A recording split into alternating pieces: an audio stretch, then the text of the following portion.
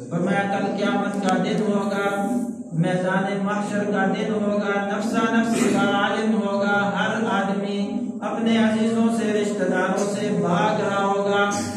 اما عائشہ صدیقہ رضی اللہ تعالی عنہ فرماتی ہیں یا رسول اللہ صلی اللہ علیہ وسلم کل قیامت کے دن جب لوگ اپنی قبروں سے اٹھائے جائیں گے تو بغیر کپڑوں کے ہوں گے، ننگے اٹھائے جائیں گے یا رسول اللہ۔ تو کل قیامت کے دن جب لوگ ننگے اٹھائے جائیں گے، جس طرح پیدا ہوئے تھے بغیر لباس کے، بغیر کپڑوں کے، قبروں سے ایسے اٹھائے جائیں گے، تو یا رسول اللہ کیا ہمیں شرم نہیں آئے گی؟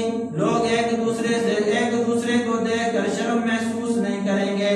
آقا دو عالم صلی اللہ علیہ وسلم نے فرمایا اے عائشہ وہ ایسا ہیبت ناک، ایسا خوفناک دن ہوگا کہ اس دن کوئی کسی کی طرف توجہ نہیں کرے گا، ہر آدمی اپنے اعمال کے بقدر پسینے میں ڈوبا ہوا ہوگا، کسی کا پسینہ اس کے ٹخنوں تک ہوگا، کسی کا پسینہ اس کے گھٹنوں تک ہوگا، کوئی اپنے پسینے میں ناک تک ڈوبا ہوا ہوگا، کوئی اپنے پسینے میں گردن تک ڈوبا ہوا ہوگا، نفسا نفسی کا عالم ہوگا، کوئی کسی کی طرف توجہ نہیں کرے گا، ہر آدمی ایک دوسرے سے بھاگے گا۔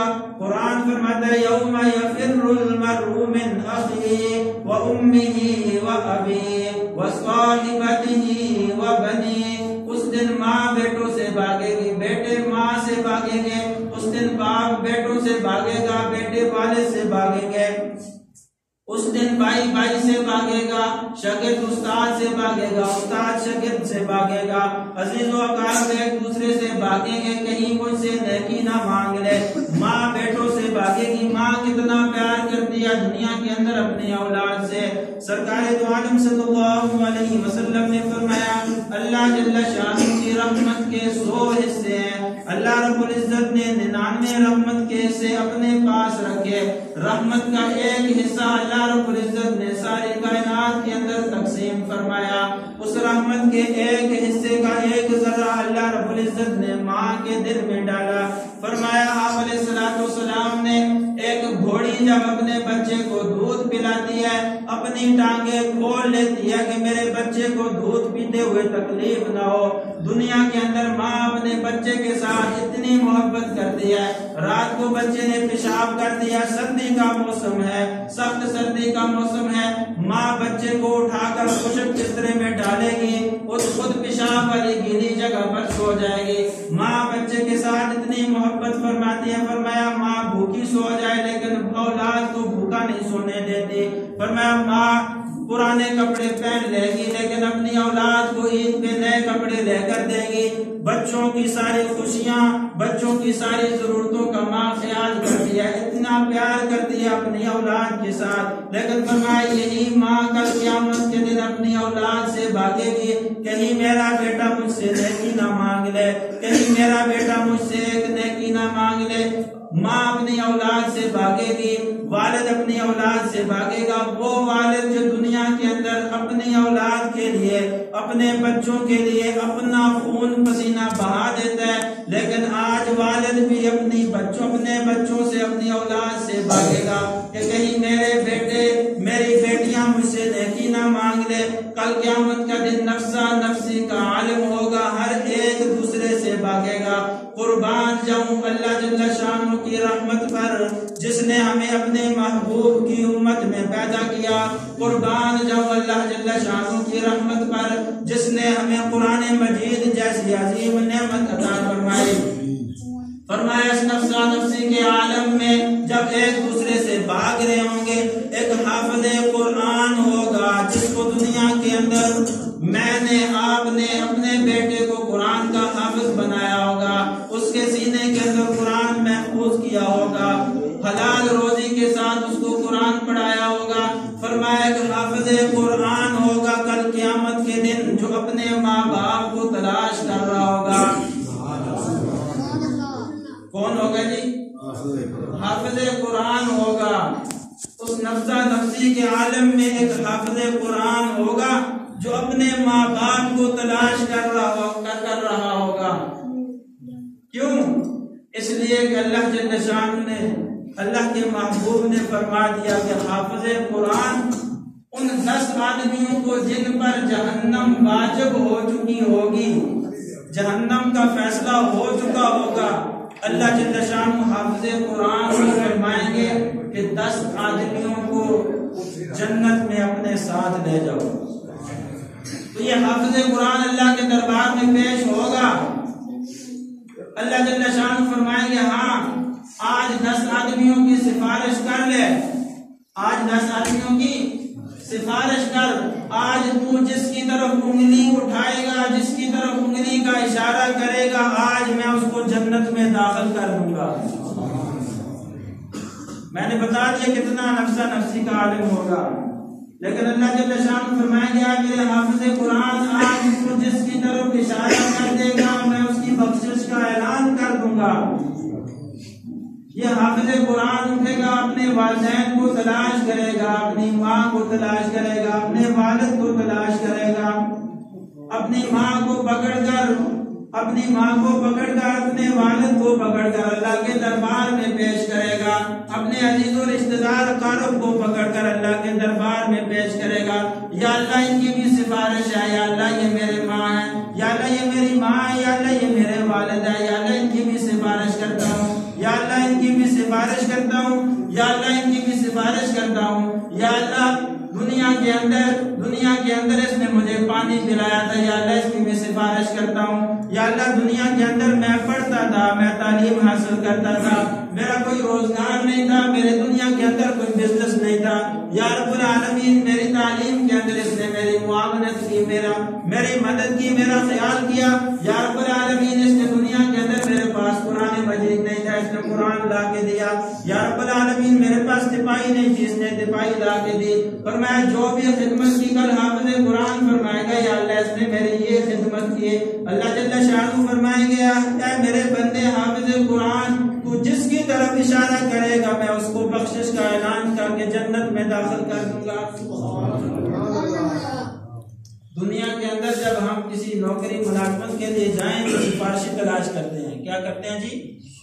سفارشی کہتے ہیں میرا فلاں برگیڈیئر ہے جی سفارش کرے گا، فلاں کرنل ہے، فلاں جنرل ہے، فلاں آدمی ہے میری سفارش کرے گا۔ تو کیا میں اور آپ نے کبھی سوچا کل قیامت کے دن میرا کون سفارش کرے گا؟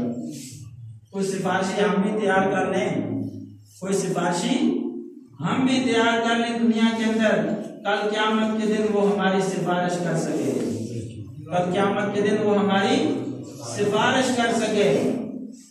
میں کتاب کے اندر پڑھ رہا تھا کہ دنیا کے اندر وہ لوگ جن کو اللہ نے بینائی سے محروم رکھا، اللہ نے ان کو آنکھوں کی روشنی نہیں دی، بینائی نہیں دی، فرمایا کل قیامت کے دن اللہ جل شانہ سارے نابینوں کو جمع کریں گے، سارے نابینوں کو اکٹھا کریں گے اور ان سب کو حضرت یعقوب علیہ السلام کے جھنڈے کے نیچے جمع فرمائیں گے۔ حضرت یعقوب علیہ السلام آخری عمر میں نابینا ہو گئے تھے، واقعہ آپ سنتے رہتے ہیں، حضرت یوسف علیہ السلام کی یاد میں رو رو کر آنکھوں سے بینائی چلی گئی۔ کل قیامت کے دن اللہ جل شانہ حضرت یعقوب علیہ السلام کے جھنڈے کے نیچے سارے نابینوں کو جمع کریں گے، اللہ جل شانہ ان کو آنکھوں کی بینائی اور روشنی عطا فرمائیں گے اور اللہ رب العزت فرمائیں گے اے میرے بندو دنیا کے اندر میں نے تم کو روشنی سے، آنکھوں کی بینائی سے محروم کیا تھا، آج میں تمہیں آنکھوں کی بینائی اور روشنی عطا فرما رہا ہوں، اب کبھی تمہاری آنکھوں کی بینائی اور روشنی زائل نہیں ہوگی، ختم نہیں ہوگی، آج میں تمہیں آنکھوں کی بینائی اور روشنی دے رہا ہوں، تم میرا دیدار کرو۔ دیدار میں آنکھوں والوں سے 500 سال پہلے اللہ ان لوگوں کو جن کو دنیا کے اندر آنکھوں کی بینائی نہیں دی تھی 500 سال پہلے اللہ اپنا دیدار کرائیں گے اور اللہ جل شانہ فرمائیں گے اس جماعت کو اے میرے بندو میرے عرش کے دائیں طرف چلے جاؤ اور عیش و عشرت سے رہو۔ اسی طرح وہ لوگ دنیا کے اندر بس جزام جس کو کہتے ہیں اس کے مریض تھے، دنیا کے اندر لوگ ان سے گھن کرتے تھے، نفرت کرتے تھے، اللہ جل شانہ حضرت ایوب علیہ السلام کے جھنڈے کے نیچے ان سب کو جمع فرمائیں گے اور اللہ رب العزت ان کے اس مرض کو ایسے نور سے بدل دیں گے، فرمایا ان کے چہرے، ان کے جسم آفتاب کی طرح چمکنا شروع ہو جائیں گے۔ اللہ جل شان فرمائیں گے میرے بندو، کل دنیا کے اندر تم سے لوگ نفرت کرتے تھے، تم سے لوگ نفرت کرتے تھے، گھن محسوس کرتے تھے، دور بھاگتے تھے، قریب پاس بیٹھنا گوارا نہیں کرتے تھے۔ آج میں نے تمہارے جسموں کو وہ نور، وہ روشن بنا دیا، سورج سے چاند سے زیادہ روشن کر دیا۔ اے میرے بندو، میرے اس پیغمبر حضرت ایوب علیہ السلام کے ساتھ میرے عرش کے دائیں طرف جنت میں چلے جاؤ اور عیش و عشرت سے رہو، عیش و عشرت سے رہو۔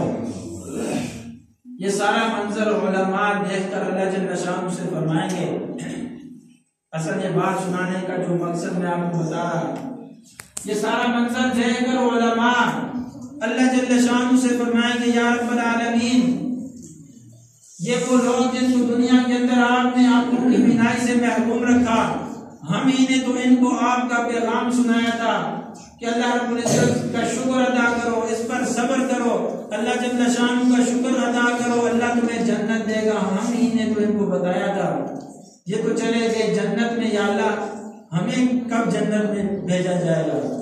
اللہ جل شانہ فرمائیں کہ آپ رکے رہو، آپ رکے رہو۔ پھر وہ جو زام والے چلے گئے، علماء فرمائیں گے اللہ یہ بھی چلے گئے، اللہ جل شانہ فرمائیں گے کہ آپ ابھی رکے رہو، آپ ابھی رکے رہو۔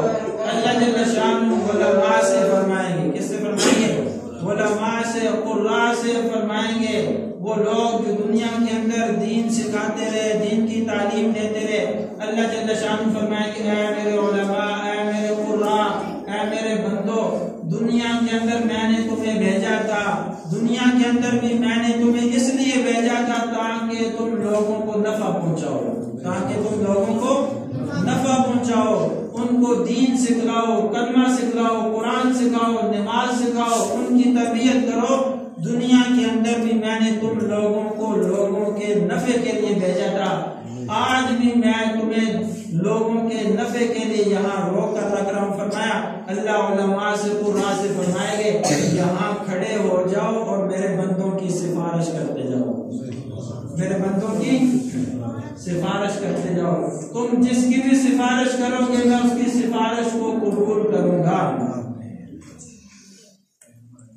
اس لیے بھائی ہم ان حضرات کی قدر کر لیں، دین سکھانے والوں کی، قرآن پڑھانے والوں کی ہم قدر کر لیں۔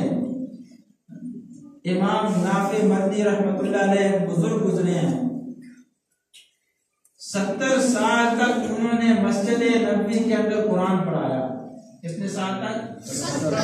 70 سال تک مسجد نبوی کے اندر قرآن مجید کا درس دیا۔ اور میں حضرت امام نافع مدنی رحمۃ اللہ علیہ جب کلاس میں آتے، درس شروع کرتے تو پوری کلاس اور درس میں خوشبو ہو جاتی۔ مریدین نے، شاگردوں نے ایک دن گھیر لیا، حضرت جب آپ آتے ہیں تو خوشبو ہو جاتی ہے، آپ کون سی خوشبو استعمال کرتے ہیں؟ اور میں تو کوئی خوشبو استعمال نہیں کرتا، میں تو کوئی خوشبو استعمال نہیں کرتا۔ اور میں حضرت جب آپ آتے ہیں تو خوشبو ہو جاتی ہے۔ شاگردوں نے، مریدوں نے اصرار کیا، ضد کی، حضرت اس کی وجہ بتائیں۔ تو حضرت امام نافع مدنی رحمۃ اللہ علیہ نے فرمایا ایک رات میں سویا ہوا تھا، سرکار دو عالم صلی اللہ علیہ وسلم کی زیارت نصیب ہوئی، اور سبحان اللہ۔ آپ علیہ السلام نے فرمایا نافع تو اللہ کا کلام پڑھاتا ہے، تو اللہ کا کلام پڑھاتا ہے۔ بچے تھوڑا خاموش ہو جائے، تھوڑی سی بات۔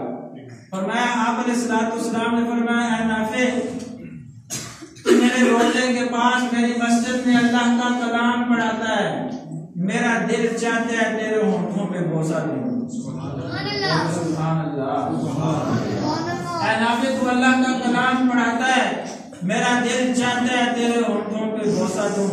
اور میں آپ علیہ السلام نے خواب کے اندر میرے ہونٹوں پہ بوسہ دیا، اور میں جب بھی قرآن پڑھانا شروع کرتا ہوں خوشبو جاری ہو جاتی ہے، میں جب بھی قرآن پڑھانا شروع کرتا ہوں خوشبو جاری ہو جاتی ہے۔ حضرت امام عاصم رحمۃ اللہ علیہ 30 سال تک قرآن مجید کی تعلیم دیتے رہے۔ حضرت امام ابو بکر رحمۃ اللہ علیہ 47 سال تک مسجد نبوی کے اندر قرآن کا درس دیتے رہے۔ 47 سال، زبان سے کیا لینا آسان، 47 سال تک مسجد نبوی کے اندر قرآن کا درس دیتے رہے۔ جب وفات ہونے لگی تو ہمشیرہ بہن رونے لگی، تو اپنی بہن سے مخاطب ہوئے، فرمایا روتی کیوں ہو؟ فرمایا روتی کیوں ہو؟ مکان کے کونے کی طرف اشارہ کر کے فرمایا اس مکان کے اس کونے میں میں نے 18,000 قرآن مجید ختم کیے ہیں۔ سبحان اللہ۔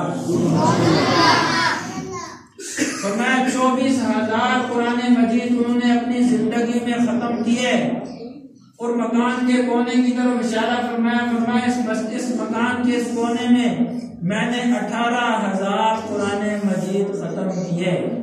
علماء نے لکھا اگر ان کی زندگی کا حساب لگایا جائے تو فرمایا سال کے اندر انہوں نے 325 قرآن مجید ختم کرتے تھے۔ سبحان اللہ۔ ایک سال کے اندر 325 قرآن مجید ختم فرماتے تھے۔ آج میں بھی اور آپ بھی تھوڑا سوچیں، سال کے اندر کتنے قرآن مجید ختم کرتے ہیں؟ قرآن مجید کا حق ہے، کل قرآن پوچھے گا قیامت کے دن، قرآن مجید کا یہ حق ہے کہ سال میں کم از کم ایک مرتبہ قرآن مجید کو ختم کرنا۔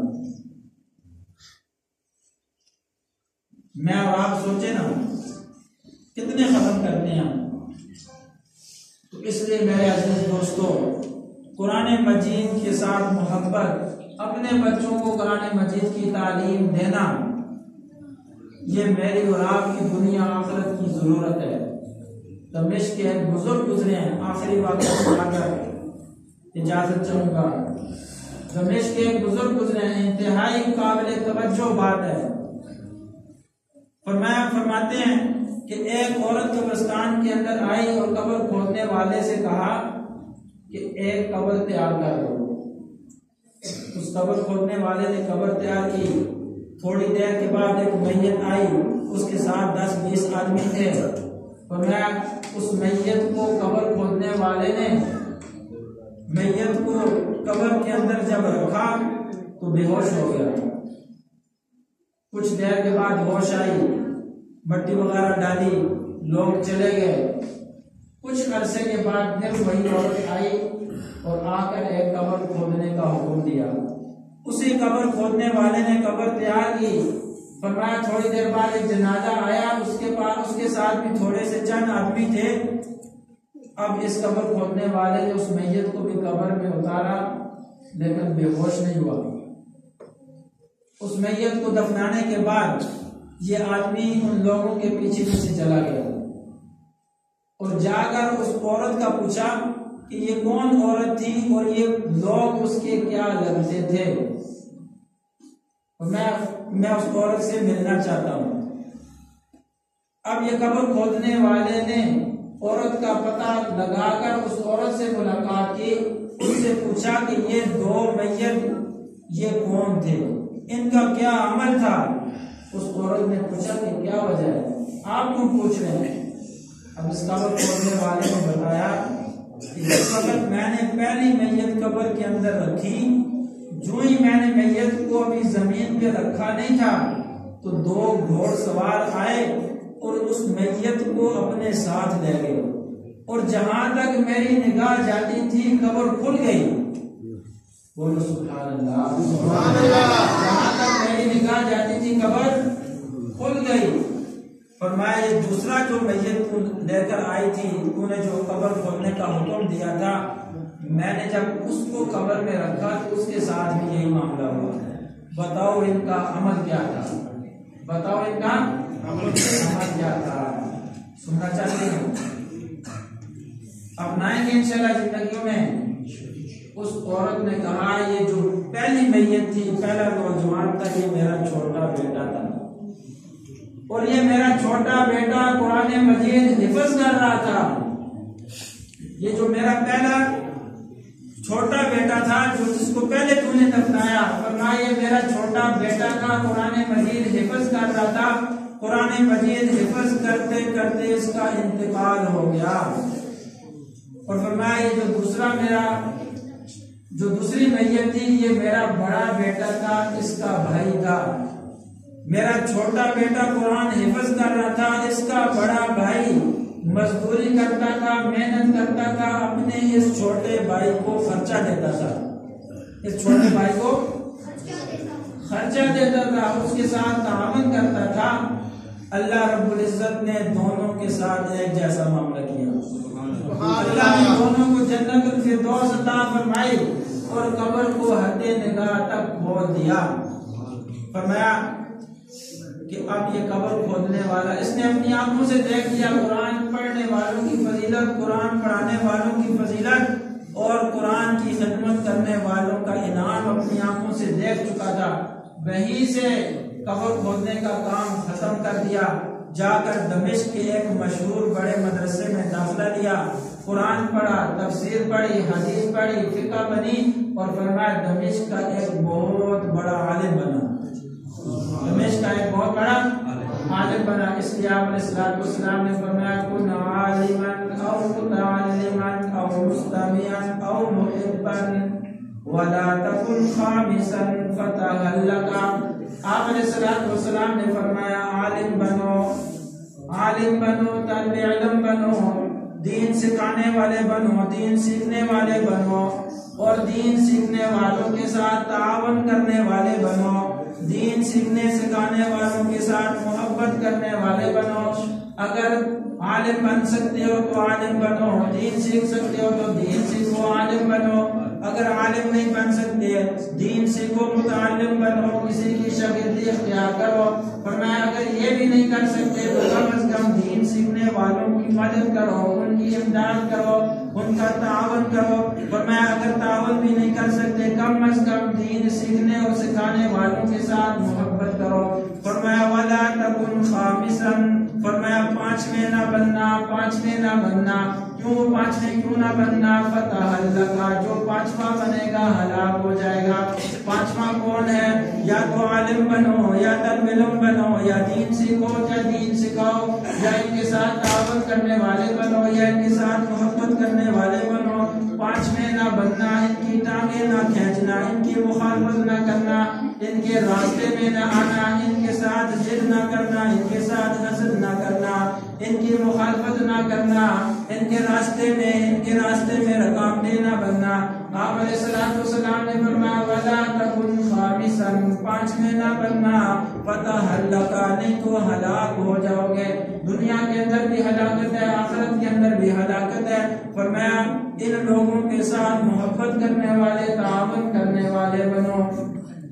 انشاءاللہ تعاون کریں گے انشاءاللہ، قاری صاحب کے ساتھ، ان بچوں کے ساتھ، مسجد کے ساتھ، اس مدرسے کے ساتھ جتنا تعاون کریں گے، قاری صاحب کے ساتھ، مسجد کے ساتھ۔ تعاون سے ہمیں یہ مطلب نہیں ہے کہ پیسے دیں گے، تعاون کا یہ مطلب ہے کہ جو جن کی ضرورتیں ہیں ان کو پورا کریں گے۔ اللہ جل شانہ پھر ہماری اولادوں کو قرآن کا حافظ، قاری، عالم بنائیں گے۔ تو انشاءاللہ نیت کرتے ہیں کہ کون کون اپنے بیٹے کو قرآن کا حافظ بنائے گا۔ انشاءاللہ نیت کر لیں کہ ہم اپنے بچوں کو قرآن کا حافظ بنائیں گے، انشاءاللہ دین سکھائیں گے۔ رزق جو اللہ نے مقدر میں لکھ دیا وہ ملے گا انشاءاللہ، وہ ملے گا انشاءاللہ۔ اور قرآن پڑھنے اور پڑھانے والوں کو اللہ جتنا رزق دیتا ہے اس کا آپ تصور بھی نہیں کر سکتے۔ تو انشاءاللہ نیت کر لیں کہ ہم بھی اپنے بچوں کو انشاءاللہ قرآن کا حافظ، قاری، قرآن بنائیں گے انشاءاللہ۔